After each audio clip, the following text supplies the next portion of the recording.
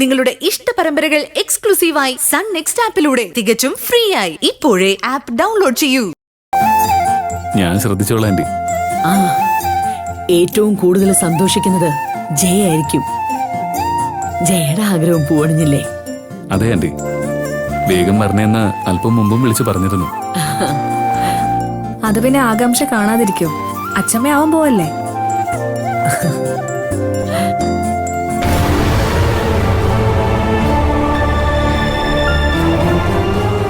ഇവരെല്ലാവരെയും anti നേരത്തെ തന്നെ വിളിച്ചു വരുത്തിയല്ലേ? അതെ സൂര്യ, പക്ഷെ ആരോടും കാര്യം പറഞ്ഞില്ല. ഇവിടെ വന്നതിന് ശേഷമാണ് കാര്യം പറഞ്ഞത്. അങ്ങനെ പറഞ്ഞു കേട്ടപ്പോ ഒരു ത്രില്ലുണ്ടായിരുന്നേട്ടാ.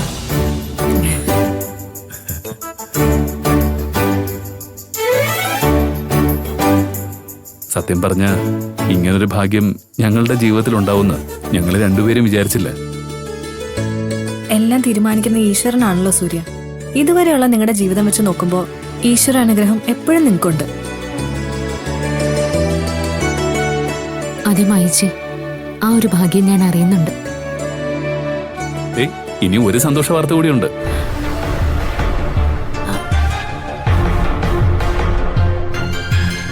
ഭാനു എല്ലാരോടും പറഞ്ഞു?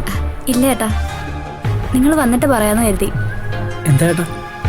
ഭാനുവിന് അഡ്മിഷൻ ഓക്കെ ആയി. ആണോ?